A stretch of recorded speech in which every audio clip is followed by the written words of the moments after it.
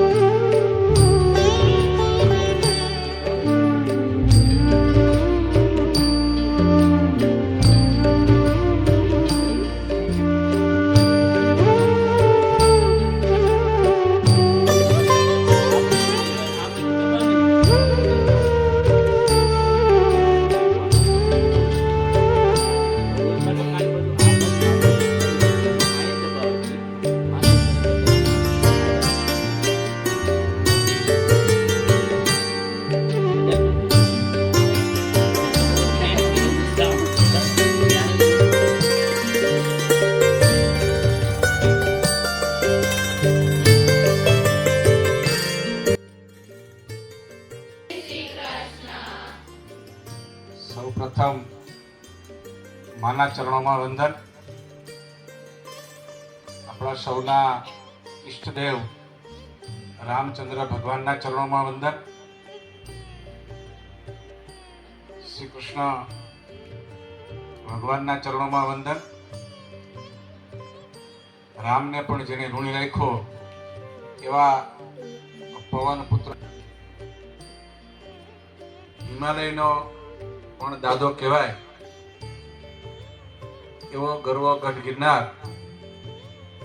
ગિરનારની ગિરિમાળાઓમાં કોઈ ને કોઈ સ્વરૂપે સાધના કરતી ચેતનાઓને વંદન.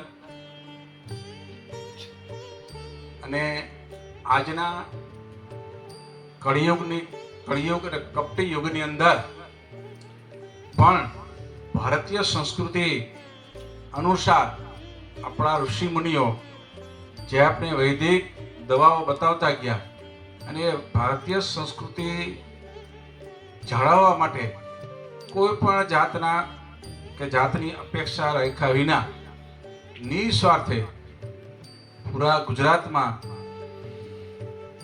કોઈ ને કોઈના માધ્યમથી નિસ્વાર્થે સેવા કરનાર બાબુભાઈ પરમારની સમગ્ર ટીમને મારા વંદન. અને આપણા સંકુલની અંદર ઓડિયન્સમાં બેઠેલી દેવી સ્વરૂપી દીકરીઓને કોટી કોટી વંદન.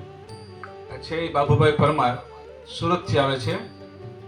પછી ભૂપતભાઈ, મને તો હમણાં જ ખબર પડી કે જામજોધપુર, અને હું રાજી છું, મારો તાલુકો છે ને જામજોધપુર, મેં તો મારું બાજુમાં જ ગામ છે લલોઈ જન્મસ્થળ.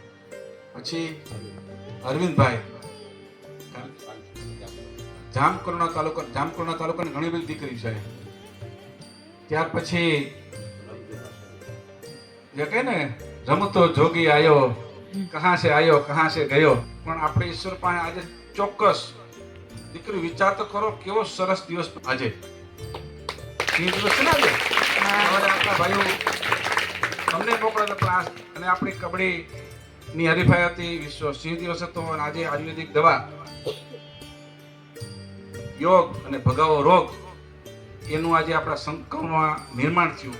એ નિર્માણનો નિમિત્ત જો તમને કહું તો તમને નવાઈ લાગશે કે કોઈ પણ વ્યક્તિને ઈશ્વર કંઈક નિમિત્ત બનાવે કે જ્યારે ભગવાને સૃષ્ટિનું સર્જન કર્યું ત્યારે મનુષ્યને ભગવાન બધી વસ્તુ આપતો હતો, લઈ જા. કારણ કે આપણે માગવાથી ટેવાયેલા છીએ, બધા માગીએ જ છીએ. મનુષ્ય બધું માગી ગયું.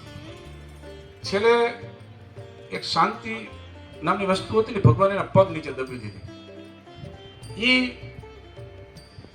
એમના ધર્મપત્ની એ જોઈ ગયા બધું. મનુષ્ય લઈને વયો ગયો. પછી એમના પત્ની એને પૂછ્યું, સે સ્માઇલ આપી તમે પગ નીચે શું દેખો?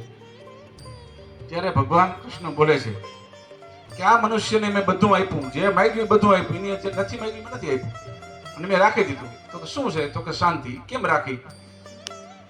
તો કે મનુષ્ય કળિયુગ શરૂ થાય છે, મનુષ્ય આપ્યું એટલી બધી દોડધામ કરશે, પૈસા પાછળ, મોહમાયા પાછળ, ફોટોગ્રાફર પાછળ, કાંઈક ને કાંઈક પૈસા એટલા બધા ખર્ચશે કે એની કોઈ માપ જ નહીં, મોહ ઉતરશે જ નહીં.